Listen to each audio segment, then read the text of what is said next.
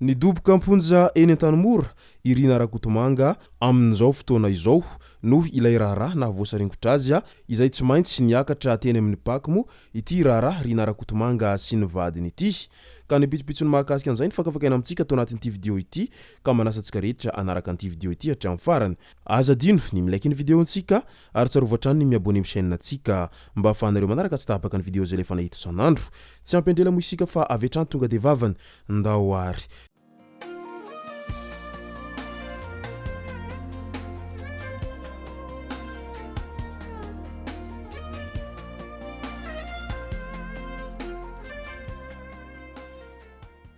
Ny tonga tsy miaraba hono namantesitra ka dia faly miaraba isika rehetra mpanaraka tsy tapaka an'ity chaîne ity tena ko amin'ity androandroany ity. Araka an'izay efa natsipiko zay dia ny mahakasika ny raharaha Rinah Rakotomanga no tena iomparantsika atao anatin'ity vidéo ity. Fa milohan'izay dia andao aloha resantsika ireto tsara ho fantatra manaraka ireto. Antananarivo Antsirabe lalam-pirenena fahafito iny nanome baiko an'ireo orinasa rehetra izay mifarimbona amin'ny fanarenana lalam-pirenena fahafito ny ministry ny asa vaventy Razafindrianarivo Hari Jacob mba hiverenan'izy ireo avy hatrany hanohy ny GASY. Toromarika nomena koa ny hanefainganana ny GASY hanenjehana ireo teboka tena mampijaly ny mpampiasa lalana hanalana ny fahasahirana ny vahoaka hoy ny fanazavana hatrany. Menina indray manoloana ny mety ho fisandohana dia nampahafantatra ny eo anivon'ny ministera ny fanabeazam-pirenena fa tsy mbola nisy fikirakirana antota taratasy izay fandraisana ho mpiasam-panjakana eny anivon'ny fibe-pitondrana misahana ny mahaolona na DRS eo anivon'ny ministera hatramin'ny nandraisan'ny ministra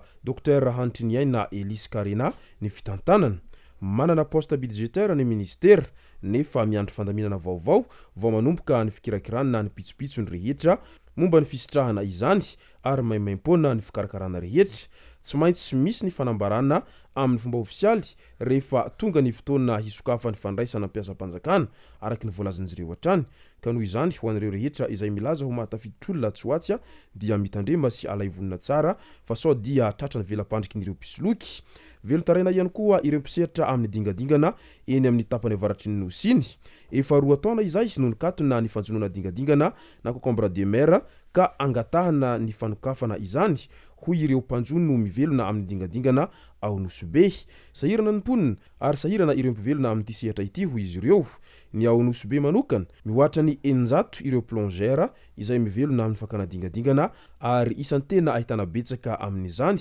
ny mponina ao Jaomanjary. Araky ny dinidinika izay ny fanaovan'ny filohan'ny fanavaozan'ny Republikan'i Madagasikara tamin'ny vahoaka malagasy tamin'ny andro ny Alahady 24 Novambra 2024 izay natao tamin'ny fitoro hariva moa izany teny milampanjakana ny avloha dia toy izao avy ny zavatra nisy nandritra izay dinidinika izay satria samy niezaka nanihivony avokoa ireo rehetra izay tonga nanatrika an'izay fivoriana izay. Ny fanovana toe-tsaina aloha no fanavaozana voalohany. Rehefa nitolona ianao dia nitolona ho an'ny tombontsoa iombonana fa tsy ho an'ny tombontsoa manokana hoy hatrany ny filoha kolonely Randriandrina Mikaela manoloana ireo izay nilaza fa nitolona nefa tsy nahazo toerana. Voafonja nivoaka tsy ara-dalàna efa mandeha ny fanadihadiana eo anivon'ny fitsarana mahakasika azy ireo amin'izao fotoana izao ary tsy maintsy haverina Am-Ponja izy ireo araky ny fanazavana hatrany.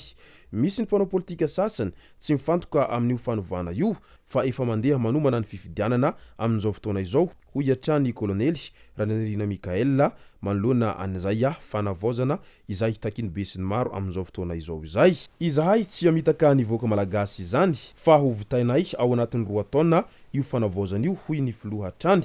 Ao anatin'izany sy no anatanterahana ny fitsapan-kevim-bahoaka sy ny fifidianana hoy ny nambarany hatrany. Dingana lehibe ao anatin'ny fanavaozana ny fanomezana vahana ny teny malagasy eny anivon'ny fampianarana hoy hatrany ny nambarany. Tsy ohatr' izao isika raha tsy teo ny mpampianatra hoy ny filoha raha nilaza ny famalina ny fitakiany mpampianatra araky ny voarakitra any anatin'ny volavolan-dalàna mifehy teti-bolam-panjakana 2024 ho ampitomboina nisan'ny mpampianatra hialana amin'ny fram izay mampandoha vola ireo ray aman-dreny efa sahirana araky ny voalazany hatrany. Tokony ho jerena amin'izay ireo tantsaha-mpamboly ny tsy fandriampahalemana. Tokony hiditra an-tsekoly daholy ny mpianatra izay ankizy malagasy tokony takina am'izay ny ilzay parsa ary tsy mila fiaraha-mitantana amin'ny frantsay fa any malagasy ireo fitakina fahaleovan-tena tena izy no tena ny fitorany izay hafatra nalefany mikolo zay eo am'resaka vidina connexion indray nangataka tamin'ny filoha ifitiavana Mikaela mba hamahana ny olany connexion izay tena lafo ankehitriny namala kosa ny filohan'ny fanavaozana fa efa eo am-pandaminana an'izany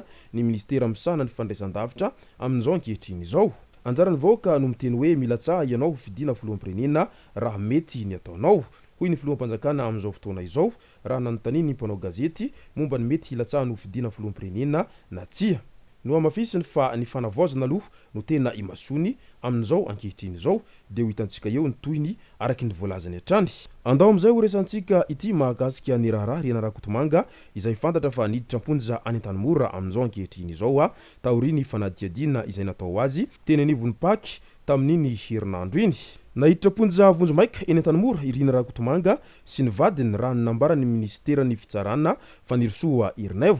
fanodikodina bolam-panjakana sy favoritisma ary fanaparam-pahefana no anenjehana azy ireo tamin'ny zoma iny moa izy ireo no niakatra fampanoavana teny amin'ny Paky ary taorian'izay no nampidiran'izy ireo teny am-ponjany Antanimora izay fanazavana misy kokoa ny avy amin'ny Paky momba ny raharaha nampidirana am-ponja vonjomaika any Rinah Rakotomanga sy ny vadiny araky ny voalazan'izy ireo hatrany ny 7 Novambra 2024 dia natolotry ny Bianco teo amin'ny fampanoavana ambaratonga voalohany tao amin'ny tendrom-pitsarana manokana iadina amin'ny kolikoly Antananarivo iramatoa Rinah Rakotomanga sy ny namany izay vororoy amin'ny raharaha Madagasikara Airlines sy ny orinasa Probeton Sarlou mikasika ny tsenam-barotra ho fanatsarana ny tranony air Madagasikara ao Toamasina izay mitentina 7,700 sefatretsy sy 7,700 tapitrisa ariary tamin'ny volana Jolay 2024 ity raharaha ity moa dia toy ny fitoriana izay voarainy Bianco maleo tena miady amin'ny kolikoly ny 12 Desambra 2024 marina fa nahitana tsy fanarahan-dalàna maro ny fomba nahazony orinasa Probeton izay tsenam-barotra izay olona misa enina no voaroroy amin'ity raharaha ity ka nentina niakatra fampanoavana ny heloka ny fanomezana tombon-dahiny ny fanolanana tombotsoa hosoka sy fampiasana hosoka fanodikodina bolam-panjakana famotsimbola ary firaisana tsokombakomba amin'izany no anenjehana azy ireo taoriny fisahona voalohany teo anolohan'ny mpitsara mpanao famotorana dia misa 5 no nahiditra am-ponja vonjomaika eny Antanimora iray no nomena fahafahana vonjomaika ary ambany fanaraha-masony fitsarana manoloana an'ity raharaha Rinah Rakotomanga ity amin'izao fotoana izao midika izany fa tena tsy andefitra amin'ireo rehetra izay nanao gaboraraka sy ireo rehetra izay nanao kolikoly teo aloha ny mpitondra amin'izao ankehitriny izao ary tsy maintsy hamongotra hatramin'ny fakany ireo rehetra izay zatra lalan'ny Rinah tamin'ireny fitondrana teo aloha ireny porofiny izany izao ity Rinah Rakotomanga izay nidoboka eny Antanimora amin'izao ankehitriny izao ary maro moa tsy nanampo an'izay ho fisamborana sy fampidirana am-ponja